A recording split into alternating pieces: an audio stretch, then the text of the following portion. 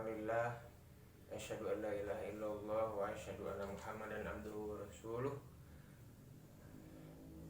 Allahumma sholli ala Muhammad wa ala alihi wa sahbihi ajma'in.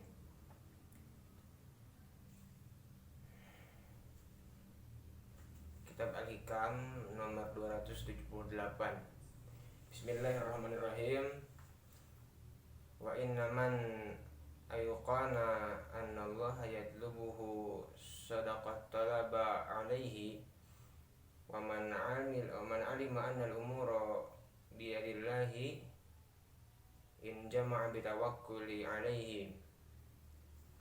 Dan bahwasanya siapa yang yakin bahwa Allah menuntut dan menyuruh kepadanya melakukan ibadah, pasti ia bersungguh-sungguh menghadap Allah. Dan siapa yang mengetahui bahwasanya segala urusan itu dengan Allah, maka pasti bulat tawakal, menyerah kepada Allah. Ini surat At-Talaq ayat 2 dan 3. A'udzubillahi minasyaitonirrajim. Wa may yattaqillaha yaj'al lahu makhraja wa yarzuqhu min haitsu la yahtasib wa may yatawakkal 'ala Allahi fahuwa hasbuh. Jadi barang siapa yang bertakwa kepada Allah, maka baginya jalan keluar dari aneka jenis urusan. Wa yarzuqhu min haitsu la yahtasib, dan Allah akan beri kepadanya rizki yang tidak diduga, yang tidak disangka-sangka, dari arah yang tidak disangka-sangka tentunya. Wa may yatawakkal 'ala Allah, dan barang siapa yang hatinya tawakal, bulat, yakin kepada pengurusan Allah, maka Allah jamin dia akan dicukupi. Jadi kawan-kawan, masalah terbesar kita itu bukan masalah yang sedang kita hadapi. Masalah terbesar kita adalah kualitas ketakwaan kita. Kita ini bodoh kecuali dituntun oleh Allah. Kita ini lemah kecuali dikuatkan oleh Allah. Kita ini fakir, tidak punya apa-apa. Jadi prinsip dasar makhluk itu adalah lemah kecuali Allah memberikan kekuatan, bodoh kecuali oleh Allah diberikan ilmu dan bimbingan, dan fakir, tidak punya apa-apa kecuali Allah yang menitipkan apa yang Dia kehendaki sesuka Allah. Kapan waktunya Allah yang tahu. Dan kita ini hanya punya dosa. Kalau amal itu hidayah taufik dari Allah Subhanahu wa taala. Kalau dosa itu adalah pekerjaan kita. Jadi kita memang tidak bisa apa-apa. Persis seperti bayi yang baru lahir, jadi tidak tahu apapun. Hanya Allah memberikan kekuatan, memberi ilmu, memberi tenaga, memberi titipannya untuk menyelesaikan masalah. Kalau tidak bimbing Allah, pasti ngandelin nafsu, berat kan. Dan Allah itu memerintahkan kita patuh kepadanya, yang disebut takwa. Nah, takwa itu keyakinan yang berbuah patuh dan pasrah. Dan kalau kita makin takwa, makin datang tuh bimbingan dari Allah. Makanya yang harus kita cemaskan dalam diri ini bukan masalahnya, karena semua masalah itu sudah dirancang oleh Allah. Yang kita cemaskan tuh kita kurang yakin kepada Allah, kita kurang patuh, kurang pasrah. Kalau orang-orang yang sudah yakin, patuh, pasrah, Allah suka, ya sudah, urusan itu juga dibereskan. Apakah dibereskan kita tidak ikhtiar? Terserah Allah. Kalau kita harus ikhtiar, ya kita akan dibimbing, kita akan dikasih ilmunya, kita akan dipertemukan dengan orang yang jadi jalan, kita akan diatur, diberi ide, diberi gagasan. diberi ketenangan, diberikan langkah-langkah. Kalau mau bicara dituntun bicaranya, kalau mau mikir dituntun pikirannya. Emang dipikir kita ini pintar? Enggak. Kita bahkan tidak mengerti otak kita seperti apa. Masya Allah. Dan tidak ada yang jago. Yang jago-jago itu karena Allah saja lagi melindungi. Walaupun ribuan kali terjun, kalau Allah waktunya bikin mati ya mati saja. Walaupun berkuda segitu jagonya, kalau Allah mau bikin jatuh meninggal ya tinggal jatuh, tinggal meninggal. Jadi sebetulnya tidak ada jago, tidak ada ahli. Yang ada itu ya cuman karunia Allah saja. Makanya kalau kita taat dan Allah mau ngasih jalan keluar, terserah Allah. Mungkin dimasukkan idenya ke kita, kepikir dari tafakur.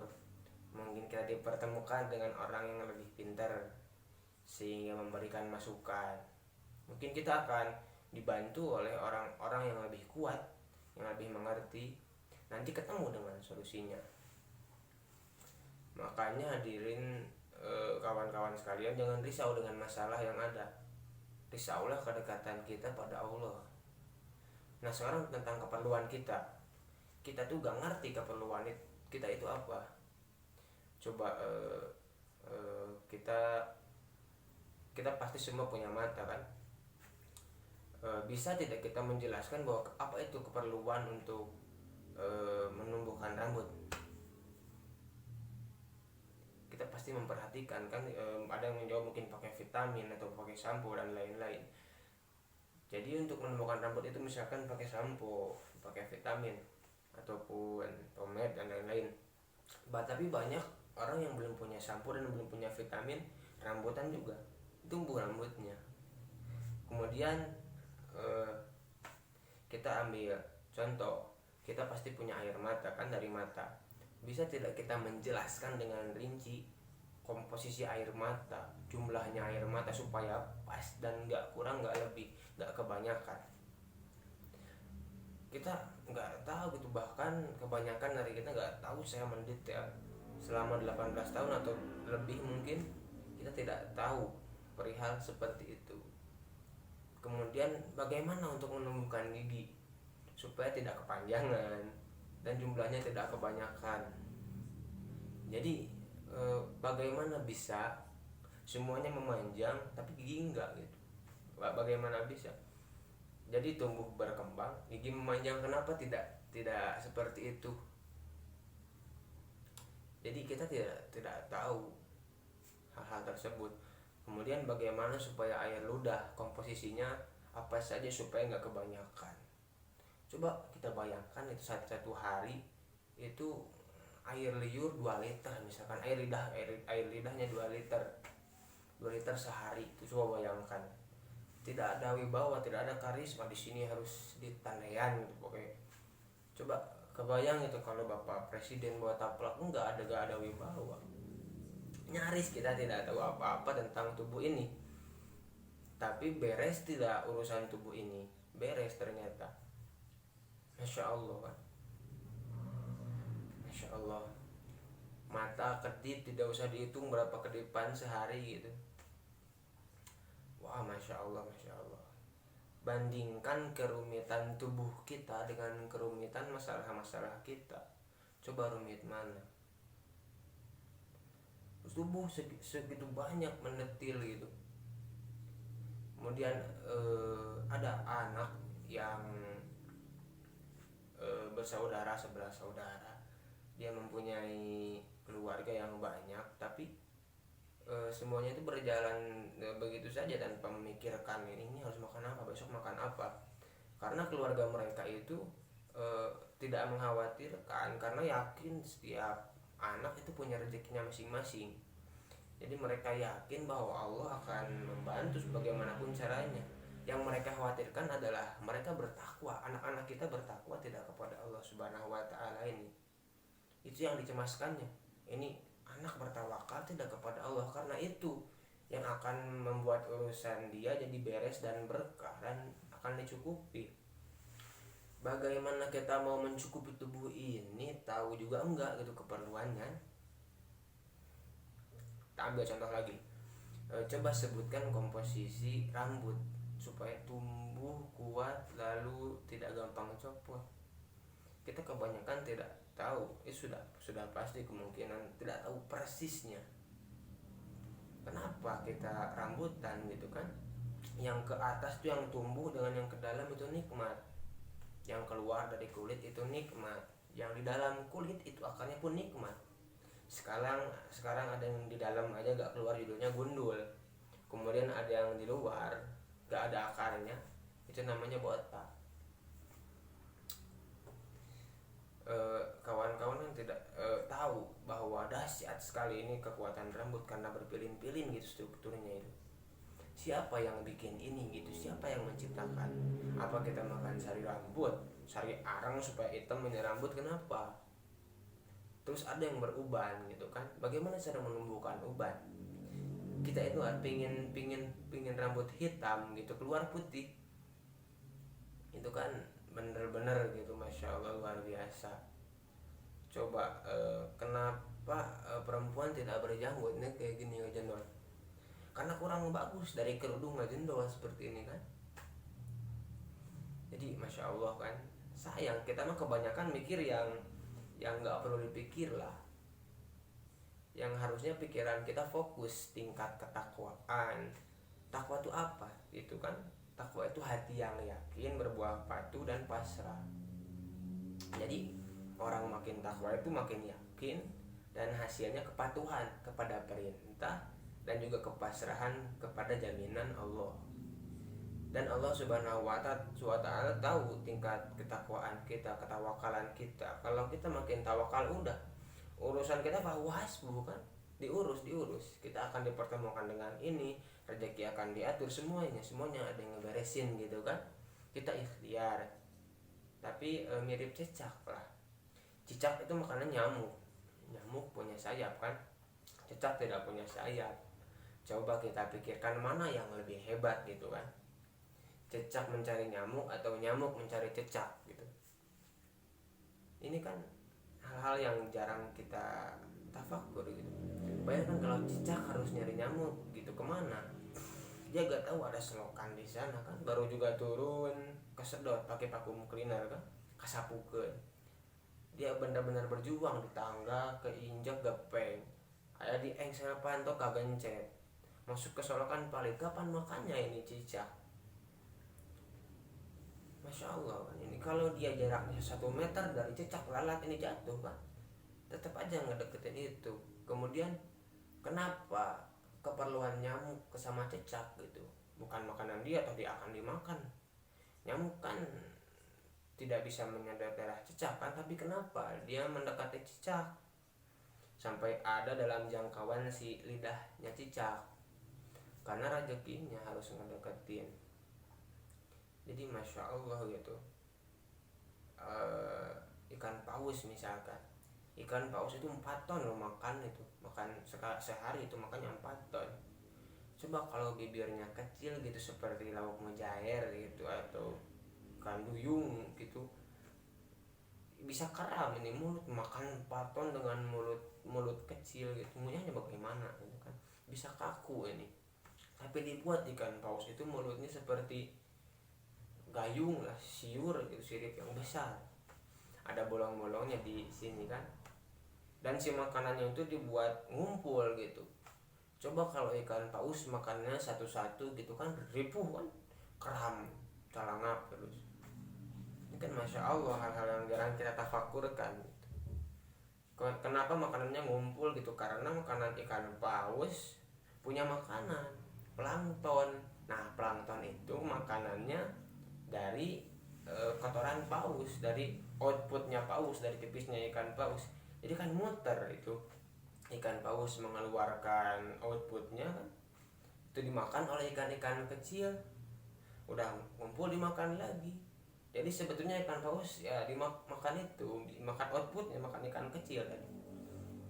Jadi kan ini jadi kalau lihat-lihat yang gini itu jangan hanya lihat tapi tafakur itu kebesaran Allah. Jerapah, coba jerapah itu kepalanya di atas kan, apa coba yang lebih hebat dari jerapah dari kita? Itu jantung jerapah itu luar biasa, itu berlipat-lipat kekuatannya dibanding jantung kita. Jantung kita kan di sini kan, ya di sini angkat paling segini dekat, darah kan ditekan naik ke atas gitu. Coba kawan-kawan niup selang gitu kan, kalau dekat enak kan, kalau di atas gimana? Yang gede kan ini kembung, air gak naik, ini yang melebar gitu kan. Jadi otot jantungnya jerapah itu harus mompa itu ke kepalanya, sebab kalau gak dipompa gak ada getih di sini. Jerapah itu super bodoh tuh, karena otaknya gak ada darahnya, tidak tersalurkan. Siapa yang bisa melakukan ini kan, masya Allah itu. Ini kawan-kawan yang paling penting dalam hidup itu bukan masalah cari uang ataupun itu bukan masalah besar. Bagaimana caranya menemukan Allah Subhanahu wa Ta'ala dalam segala hal. Jadi sehingga berbuah kita tuh tahu kita ini ciptaan Allah, segalanya ciptaan Allah dan segalanya milik Allah, dan kita tinggal patuh saja kepada Allah Subhanahu wa Ta'ala gitu. Kita ngaco aja diurus oleh Allah. Di rahim ibu apa sih kita ini kan, hanya makhluk kecil di tempat tersembunyi gitu kan. Beres sih rezeki kita, beres kan. Kita hadir ke dunia, kita bisa hadir bersama-sama di sini. Waktu kita janin itu rezeki apakah ada? Ada kan? Cukup? Iya pasti cukup. Beres semua keperluan dijanin. 9 bulan ada di sana tanpa mikir, tanpa ikhtiar, ketemu dengan rezeki, beres semua urusan gitu kan. Syariatnya ibu gitu kan, jengkol, dorok, dopet, perkedel, cireng itu nggak mungkin jadi bayi dari input seperti itu, mustahil gitu kan. Jengkol coba gimana kalau dia utuh dan tidak terproses, nempel di tubuh kita gitu kan. Tapi diramu masuk ke plasenta, dan ke kita kan cocok dengan keperluannya, dengan keperluan janin gitu kan. Itu subhanallah, masya Allah, gak kelebihan, dan itu pun masya Allah kan. Itu benar-benar, dan ibu tuh nggak tahu itu janin seperti apa kan. Yang ibu tahu mah keredok lencah, dari segi nama pun itu udah mengkhawatirkan gitu. Apalagi daging idam itu pada seblak misalkan kan. Coba kalau nggak disortir dan nyampe cabainya ke janin kita dan matang itu janin pada seblak gitu kan. Tapi beres, terstruktur, terbangun. Ini ngebangun masjid aja, ngebangun rumah ini kan, ada insinyur, ada teknik sipil, ada ahli listrik, tukang tembok, kuproy, tukang bangunan kan, macem-macem gitu. Lah di janin ada tukang apa di dalam gitu. Tapi terbangunnya terstruktur detik demi detik, mana dulu yang harus jadi. Coba kalau yang jadi kaki dulu gitu, terus hidung, baru jantung, di atas jempol, itu kan kayak apa bentuknya. Jadi gimana menumbuhkan rambut di janin gitu? Apakah ibu makan sari ijuk supaya ngemut ijuk supaya rambutan itu di dalam janin? Tapi enggak, beres semuanya. Itu masya Allah kan, jarang kita fakurkan gitu. Muncul ke dunia, siapa yang mengajarkan nangis gitu? Siapa yang ngajarin nangis? Air susu langsung ada di ibu, dan bahkan ibunya jika tidak mengeluarkan air susu, ada sapi yang mengeluarkan susu. Coba itu masya Allah, mana yang ngedeketin gitu, bayi ngedeketin sapi ataupun sapi yang ngedeketin bayi gitu kan. Itu masya Allah kan. Jadi kita tidak berpikir, bertafakur sampai jauh itu kan. Susu sapi kan yang mendekati bayi, tapi kenapa kita tidak menyamai sapi gitu? Harusnya orang yang besar dengan susu sapi itu ada ekor lah dikit gitu, misal kenang-kenangan, atau tangisan yang seperti induk, ada suara momonya kan, ya kenang-kenangan gitu, hitung-hitung. Tapi enggak kan. Jadi ini benar-benar beres gitu oleh Allah Subhanahu wa Ta'ala, tanpa kita perlu pikir lebih lanjut. Itu benar-benar takjub gitu kan. Kita harus benar-benar tafakur. Jadi kawan-kawan, jelaskan dengan semua ini. Jadi udahlah, jangan ribet dalam hidup ini gitu. Jangan kebanyakan segala dipikir. Pikirnya bagaimana kita bisa patuh ke Allah, bagaimana saya bisa patuh ke Allah dengan sepenuh hati, yakin dengan janji jaminan Allah gitu kan. Nanti itulah yang akan menjadi jalan tersendiri beresnya urusan kita. Bukti beres lah. Kita misalkan saya 18 tahun ada di dunia, ada yang 50 tahun lebih di dunia. Coba tanyakan gitu, pernah gak mereka sekali aja, sehari atau seminggu misalkan gak makan, gak minum, gak makan? Apakah pernah gitu? Apakah pernah Allah tidak memberi kita nafas misalkan? Allah lupa ngasih minum atau mungkin sehari aja? Apakah pernah? Enggak gitu kan. Atau Allah lupa nggak ngasih nafas tadi, nggak ngasih oksigen barang sejam aja? Enggak kan, beres semuanya gitu. Padahal itu mutlak. Atau jantung gitu kan, kita dicepetin gitu sama Allah gitu, nggak ada kan, nggak ada tuh, tetap jantungnya ngepas gitu sesuai takaran, tanpa kita tahu bagaimana ngatur ritme jantung. Atau apakah mungkin gitu air ludah kebanyakan, air mata kebanyakan jadi baik itu cirembai, atau oksigen kan tadi misalkan dikurangin, dan enggak kan, enggak gitu. Masya Allah, ini benar-benar sesuai porsi tanpa kita pikir beres urusan kita.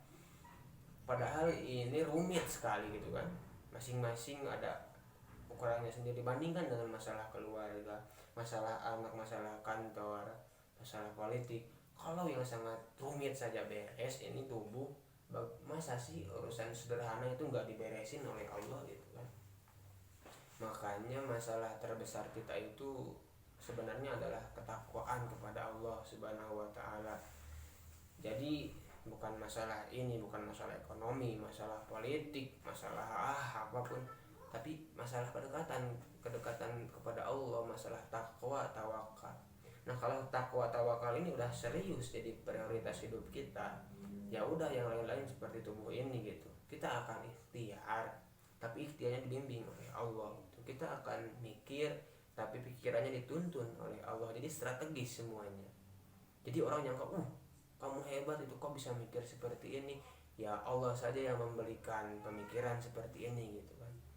Yang hebat itu pertolongan Allah gitu kan. Tidak ada yang hebat kecuali pertolongan Allah Subhanahu wa taala. Mungkin sekian gitu kan. Kembali lagi, bukan masalah hidup sebenarnya yang berat, tapi yang penting itu masalah ketakwaan kita kepada Allah Subhanahu wa taala. Sekian dari saya, mohon maaf bila banyak kesalahan. Wabillahi taufiq wal hidayah. Assalamualaikum warahmatullahi wabarakatuh.